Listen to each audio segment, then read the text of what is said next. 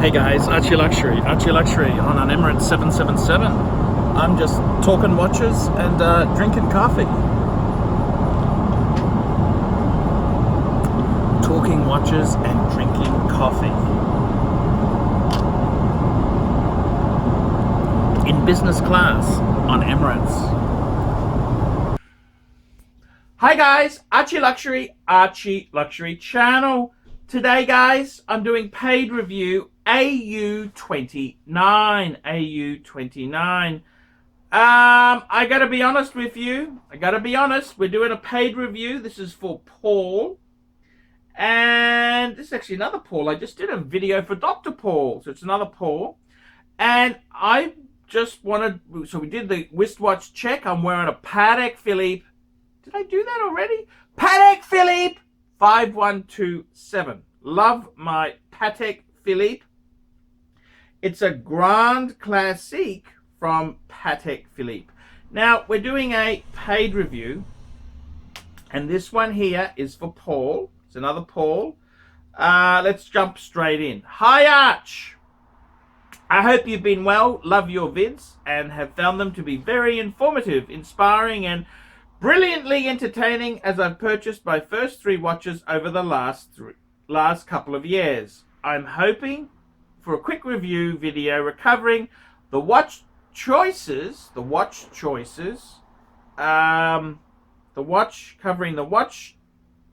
choices of a fairly clueless fuckwit like myself, and your advice on basic maintenance day to day. I have a number 1 2016 GMT Master 2 in two-tone yellow, gold and steel, a Rolex Explorer 2 16570 2005 with the white dial, and a Tag Heuer Link caliber 5 with the date, a beater that can be worn pretty much anywhere under a suit, sleeve, or anywhere while I'm not wearing a Rolex. The GMT is particularly useful on both of the first 2 watches, as I'm constantly traveling and in touch with different time zones. In the order of the above is shit hot, sporty, but suitable for formal occasions, GMT Master. Brilliant sporty travel watch, Explorer 2, and spare beater for most other occasions. What do you reckon about the collection? Day to day, I'm giving the watch... Sorry, that's number 1. What do you reckon of the collection? Number 1. Number 2, day to day, I'm giving the watch worn a quick wipe down with a damp micro cloth, and sometimes gentle polishing with a Selvette cloth. No abrasive compounds or anything. Any tips for day to day maintenance? Thanks, and have a good one, Paul. So that's from Paul there. So he's a bit of an enthusiast. He loves his watches, and hey, that's really cool. That's very cool indeed. So let's have a bit of a talk here. Let's have a talk. What do I think of the collection? So the first thing he's got is a 2016 GMT Master 2 two-tone steel and yellow gold, which that would be ceramic. It's a fucking beautiful watch. They have shot up in price. Rolex stopped that model. They now do the root beer.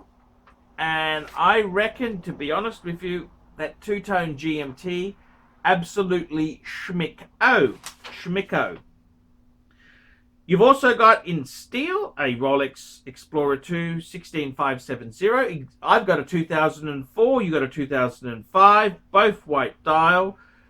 I love it. It's solid end links, no holes case. It's modern but got a bit of vintage charm to it. And you got a Tag Heuer caliber 5 with date. Okay. So what do I think of this collection?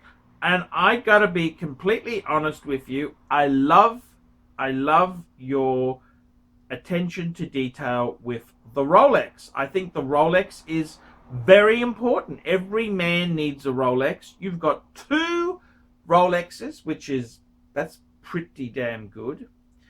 The caliber 5, what do I think there?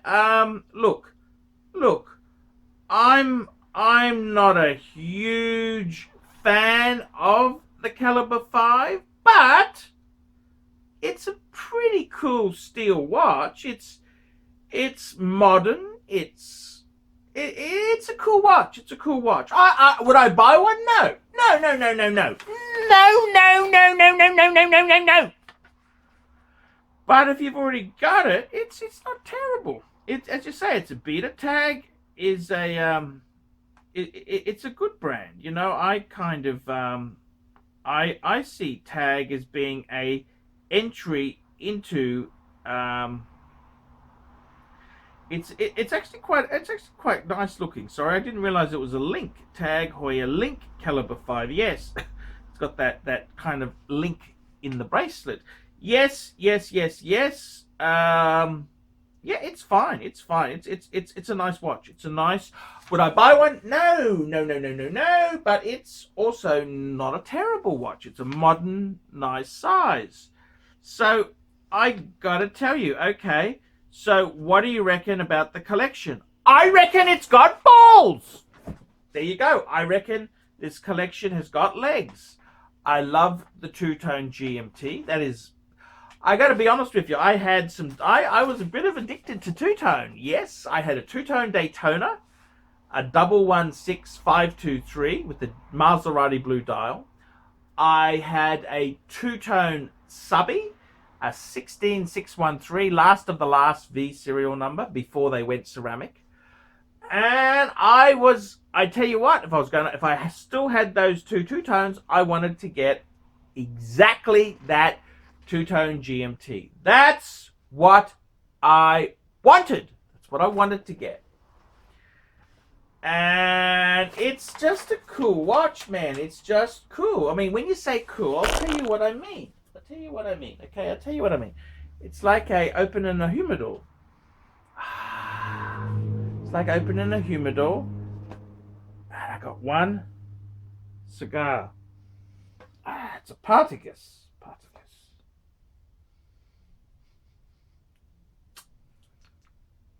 I've just been running my humidor here. This cigar's a little bit dry. The guy who gave it to me didn't have a humidor, so I've just let it sit here for a couple of weeks. So it's getting its humidity back. And I gotta tell you, in all honesty, it's a fucking cool two-tone. I love it. The Explorer 2, it's another fucking cool watch. I love that watch. The Tag's not terrible. Tag's not terrible. It's a lot of people love Tag. It's an entry, you know, when you start out in watches, people get it, but it's a foot in the door.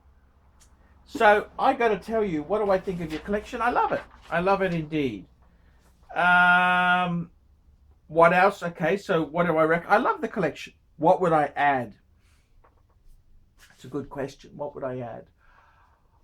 I think some possible adding. You could add an Omega Speedmaster Man on the fucking Moon.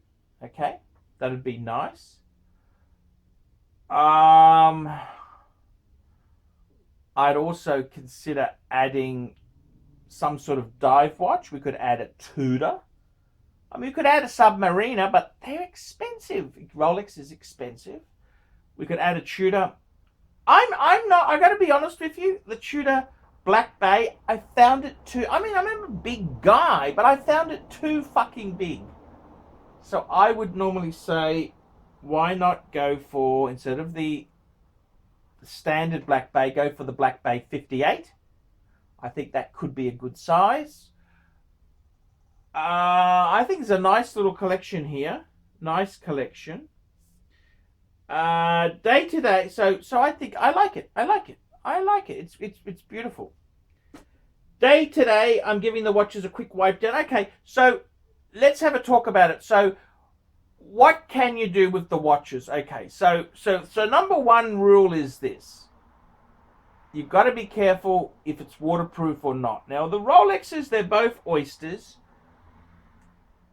You might have to get the Explorer 2 pressure tested, but generally, how would I clean a watch? Look, I don't always just submerge it in water, but you can basically give it a little bit of a rinse with some water. You could also, if it was a bit scruffy and had a little bit of grime in it, you could also use a little soft toothbrush, a little bit of soap, and just give it a little bit of a rub down. Now, the only proviso is you want to make sure the seals aren't fucked, because water can still get in. So I'm always very, very cautious in this advice, because water is the biggest problem in watches. And that's why Rolex lasts so long, because they're generally, the waterproofing is pretty damn good. Same thing with the tag. The water resistance is actually worse on the tag. Generally speaking, I don't like to, like on Pateks, I will not dip them in water because they got the leather straps and fuck. So if you're not 100% sure on the waterproofing, what can you do? Generally speaking, you can use a damp cloth, not a wet cloth. I don't mean wet like wring it out. Well, you could, just damp, so it's a moist, but not flowing with water. You could wipe over the surfaces. So that's what you can do. I tend to agree with you too. I'm the same. I have a little cloth. I always take little cloth here so I can just wipe it.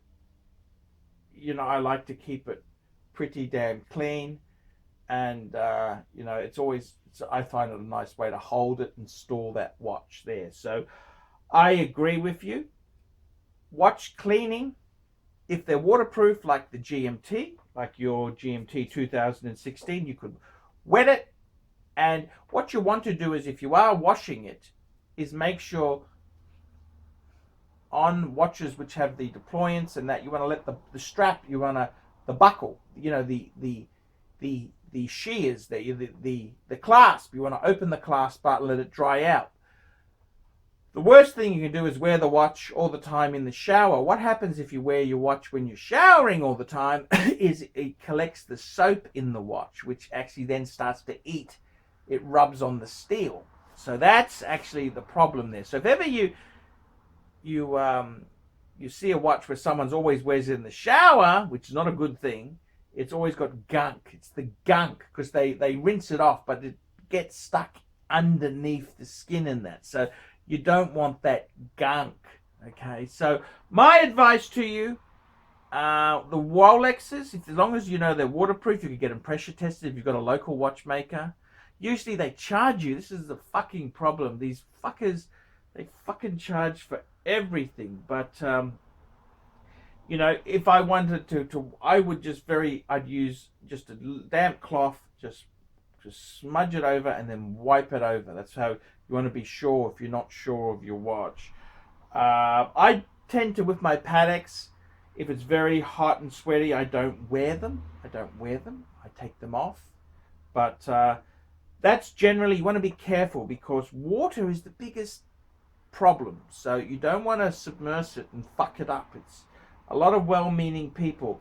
And so many watches aren't waterproof. Your Cartiers, they are nowhere near waterproof. Rolex is probably the best brand as far as waterproofing goes. So I think you're doing the right thing. Just very careful. Be careful with it. But yes, surprisingly, when I've Rolexes, it's the water that is very easy to clean. A little bit of soap and rinse it. It does a magic job there. I find you just got to be careful. If you're going to do some heavy lifting or moving things like moving bricks, take your fucking watch off. Just a little bit of caution. Just be cautious. And my Explorer 2, it's beautiful condition. I've worn that a lot. I've worn it a lot. So just take care with that. With Rolex, I generally service once every 5 to 10 years, and that's probably your best thing, maintenance wise. Water is a great thing. Water can wash it, and you just want to make you let it dry out a bit. So after I've washed it a bit with water, the Rolex, talking Rolexes which are waterproof, you then just make sure the clasp is all out, so it can all dry out. Sometimes with the Submariners, they got the diving wetsuit. You want to pull it all out so that it lets it all dry. You don't want water hidden in a recess. That's what you want to avoid. So that's what I would do there. Great little collection. Be very proud. I think I mean, for a man to have one Rolex in this day and age is damn good. To have two is fucking fantastic. So I'm very proud of what you've achieved. So well done. Guys, like, subscribe, tell your friends. If you haven't done a paid review, please get one done. This keeps me full-time on YouTube. And remember, guys, put a few nasty comments. Everybody loves a nasty comment. I'm Paul Pluta. Tell me what you fuckaroonies think of that. Nice one, Arch. Great vid. David SW. David SW. David SW. Who does ArchieLuxury recommend is the greatest grey market dealer in America? There's only one choice. David SW. That's right, guys. I've got to tell you the honest truth. I have, for a long time, been looking for the perfect answer. Who do I recommend people go to see? Who do I recommend that people can go and buy watches? And I've got to be honest with you. The greatest pre-owned dealer for Rolex, Patek Philippe, Audemars Piguet is David SW. David SW. David SW. DavidSW.com. That's right, guys. I have been looking for a contact who I can very nicely refer people to. I am not in the selling business. Customer service, I'm too old to sell watches. I'm too old. I like to recommend my viewers to a reliable source. In Australia, I've got some great sources. There's Sydney Watch Exchange with Cove, Ronnie at Vintage Watch Co, Shani at European Watch Gallery. And in America, who is the best source for pre-owned Rolex? For all the hot models? There's only one person I would recommend, David SW. David SW, David SW. That is the premier source for pre-owned Rolex. I gotta be completely frank and honest with you. Guys, if you are looking for a hot Rolex model, there is only one place you can go to. David SW. David SW, David SW. Let's be honest, guys. There's no point schmoozing the dealers, the ADs. They're just a waste of time. Unless you're going to buy 20 pieces, you are wasting your time. What you're better off to do is pay the market premium and go to a good pre-owned dealer. Who do I recommend? David SW. David SW. David SW. That's correct, guys. I want to tell you this now. I 100% stand behind David SW. David SW, the greatest pre-owned dealer in the entire United States of America. That's right, the greatest pre-owned dealer for Rolex, for Patek Philippe, for Audemars Piguet, David SW. He even does things like FP Journe. David SW, David SW, David SW. That's right. If you want to buy a pre-owned Rolex, a Patek Philippe, Audemars Piguet, there's only one good source I would recommend. David SW, David SW, David SW. I'm Paul Pluta, the method actor who plays Archibald Chesterfield III, and I'm proud to recommend David SW. See you later. Thank you for watching this channel.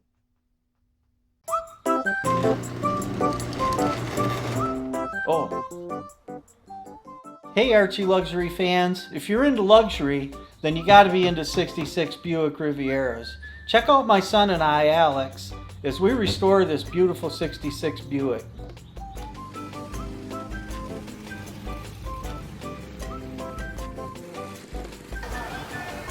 Neighbors are having a picnic, you know, having fun and stuff.